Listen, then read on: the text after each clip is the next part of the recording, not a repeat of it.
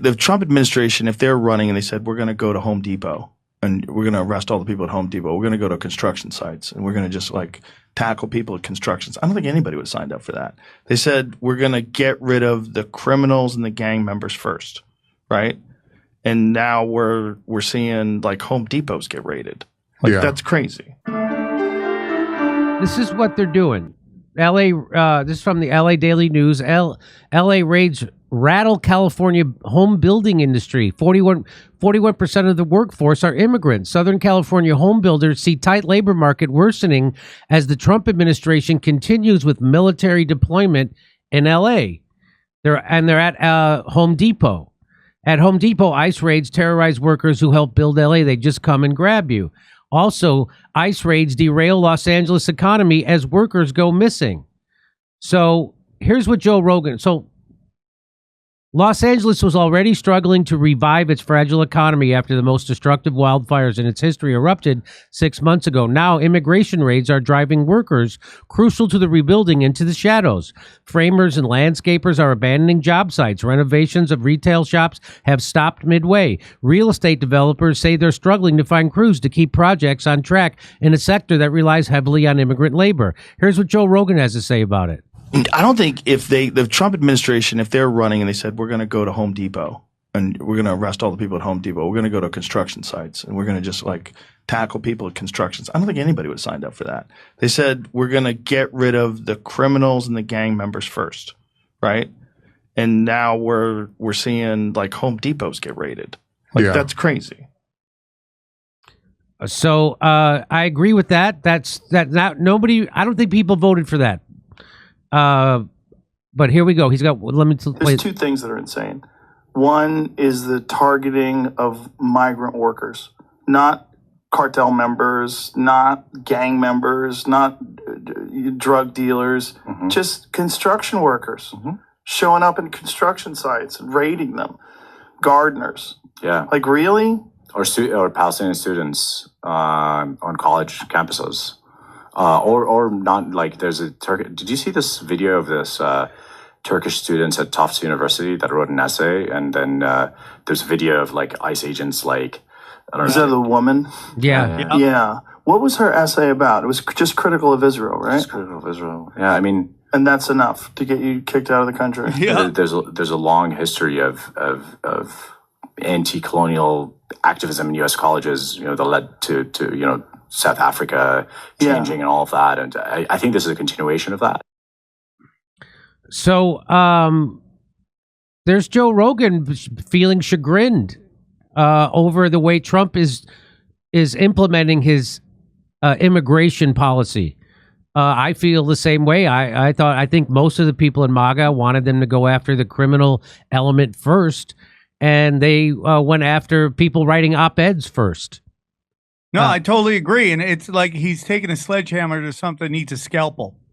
And if you go, what is this about? Again, it goes to me demoralization and causing chaos. Because at the end of this, Jimmy, what they want is martial law. That's what they want. Because once they get martial law, the Constitution goes out the window.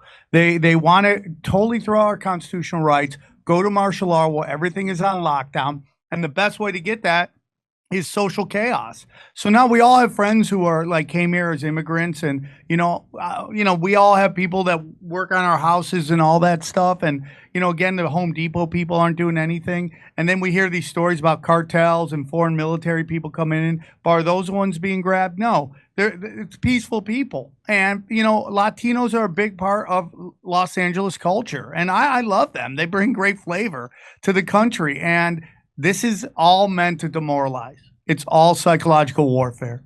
So when you see them, if Trump wants more deportations, he'll need to target the construction industry. Here's my idea, and I've said this many times. You want to go in and you want to stop illegals getting jobs. First of all, what you do is you arrest the guy who hired them, because that's illegal. You can't. So if you knowingly are hiring people, you're supposed to set them up with Social Security payments, all that stuff. You are doing something illegal. So all you have to do is arrest a couple of those, and this would end immediately. But they're not. They're going at it another way. And so Trump also made a statement recently. I wish I would have looked this up. I just remembered it. He made a statement where he said, we're not going to go after the farm workers, and we're not going to go after certain workers because it would upset the economy. And so, but now here he is doing it. Here they are doing it. So they seem to have lost Joe Rogan on this. They certainly lost me on this. And it turned out, they're now bragging, Sam. You hear they're bragging that the border, they've effectively stopped illegal immigration. Have you heard them brag about that? Yeah. They stopped fentanyl from coming in? So doesn't that mean that they didn't need the border in the first effing place? That you didn't need a border wall? You didn't need a wall in the first place because they've effectively stopped illegal immigration, and it shows that Joe Biden had an open borders policy like the rest of Western civilization has had for the last 6 years for some reason.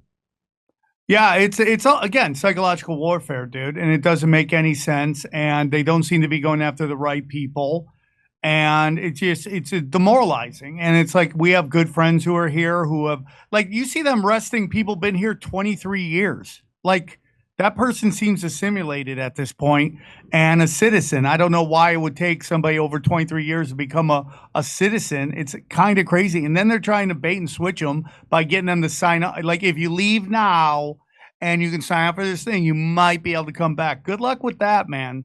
Good luck with that. They want chaos in the streets. That's what they want. Well, then they could implement their Palantir surveillance program. 100%. And that's what the No Kings was about. It's just testing. Is this AI going to be able to do facial recognition? Now, when you go to the airport and they ask for your picture, I hate to tell everybody they already have it. I hate to tell you, if you got a gym membership, your face is on there. They have your face. It's like, the question is, when you're like, now, have you seen they have these new vans going around that can see through your walls? Have you seen that? I've read about that.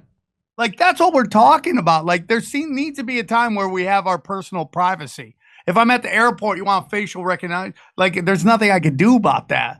But it's like, at home on my phone, you're mining my data. It's like, when does it stop? I'm a boring person. Why do you need all my data? Here's what Trump said. Our farmers are being hurt badly by, they have very good workers. They've worked for them for 20 years. They're not citizens, but they've turned out to be, great. And we're going to have to do something about that. We can't take farmers and take all their people and send them back because they don't have maybe what they're supposed to have. And I think we can't do that to our farmers. And leisure too, hotels. We're gonna he has a hotel have or to two. use a lot of common sense on that. Yeah, I mean, you can't have American working at a Our hotel. farmers are being hurt badly by. I'm sorry, say it again, Sam. You can't have Americans working at hotels. I just don't understand this. It's absolutely I don't crazy. understand this either. So again, I'm not for mass deportations or whatever, and everything needs to be done in an orderly process, and do it in a way that doesn't hurt the economy and doesn't throw out people who've been here for 20 years. But at the same time, why are we pretending that Americans won't do farm work? Americans have done. It's crazy. Why are we? That is a lie. People will do any kind of job if they're giving a living wage. The reason why they want those workers is because they can exploit them more, they can control them more, and they can pay them less. That's why they're doing that. And that's why we had open border. That's one reason why we had open borders for the last 5 years, was because they wanted to undercut workers in the United States, and they could get cheap. That's what. And then we have poor workers fighting against even poorer immigrants. And so we're fighting against each other instead of coming together against the establishment. That's another big reason. So it keeps us divided. It keeps wages down. You can keep Sam up. And it's also a form the end of capitalism, because what happened is once a company has reached their maximum market, the CEO has to figure out how to make more money. So what does he do? He cuts back on the labor end. And he starts paying less, hiring cheaper labor, so it looks like they're making more profit. At some point, you've saturated your market. You're making the money you're going to make. Right. You've got like McDonald's, right? Like where are you going to put more McDonald's? They're everywhere. So they have to start cutting back on labor to show that they're gaining profits. And that's what this is all about. This is the end of the death of capitalism. This is the end. Because if you actually paid everybody a living wage, you would make less money at the beginning, but then you would make more money because people would have more money to buy stuff. So they would buy stuff. I'll never forget the guy who owns Wetzel's Pretzels. I covered this in a story when they were trying to raise the minimum wage in California, and he said, I was always against the minimum wage because I hire minimum wage people and I don't want to pay them more. He said, but I realized every time they raise the minimum wage, I would make more money because more people who buy my stuff have money in their pockets, and then I would actually make more money. It's like people try to act like people didn't make money in the 80s when there wasn't free trade. If I remember correct, the one thing about the 80s everyone loved is everyone had money. Yeah, there were some, maybe socially we weren't as advanced as we are now. Maybe we've gone a little overboard with it. But everyone had cash. Your dad, your mom could have one guy, your dad had a job, your mom stayed home. Everyone, 2 cars, going to college. Everyone could afford everything. And everyone was making buku dollars. But nobody wants it anymore. Everybody wants barely to survive. And that's a big thing in California. They want a feudal system. So they want really rich and super poor. That's exactly. And so this is part of the, you know, when you get a tax break for exporting a good paying job to a poor country with poorer people in more desperate situations, well, that's called race to the bottom. We're doing it right. So the jobs we can't outsource, farming jobs, construction jobs, meat packing jobs, hotel jobs, we race to the bottom. We just import them. So we export the good jobs to poorer people in other countries, and then we import poorer people to do the jobs we can't export. And then they lie about it, too. Like Tim Cook, he's like, we don't go to China because it's cheap labor. We go to China because they're smarter. Oh, really, Tim? Yeah. Why do you have to put suicide nets on your factory so they don't jump? Yeah, so that's what this is all about. This is about a race to the bottom. And this idea that we can't have Americans do these jobs, I also don't agree with 1,000%, because that's just a lie. Americans will do it. Go watch Mike Rowe, the Dirty Jobs. But Americans will do all kinds of jobs. You watch that show where the undercover billionaire, undercover boss, boss. Watch the jobs that those people have to do. Yeah, and they do it with a smile on their face. And all they want is a decent living. That's all they want. And so, no, Americans won't do jobs that they can't make a living on. And unless they have to live 20 people in a house and have no anything. So, no, they're not going to do that. But I think so he doesn't have a solution for that. That's funny to hear him say, well, we got to have illegals do our farming and do our hotel work and do our... What is that? That is, and there's no path to citizenship for them, because then they have no way to advocate for themselves, because they're not going to belong to a union. That's right. Know, that they can still be low on that ladder. And you could, it's like, I'm listening to conversation, and we've talked about this before, and somebody pointed out, somebody who's been here for 20 years. Yes, they've been here illegally. And I think when they started their family here, weren't they always worried what was going to happen to them and their lives if people started to actually implement the laws? But I'm with you, Jimmy. Why aren't we enforcing the laws of employment on the employers? And what about this big open borders experiment that we did in the last 4 or 5 years?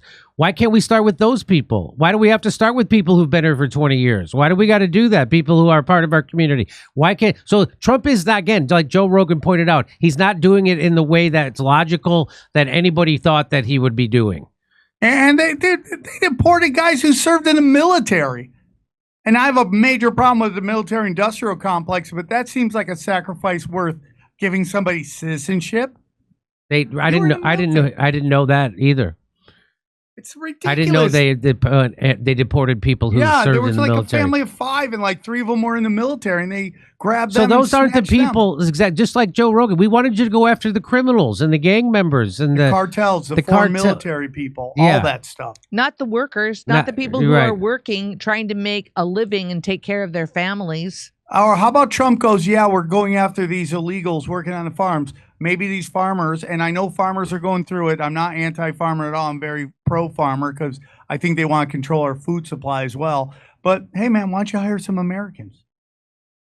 I'm with you. Well, because they don't want to pay living wage.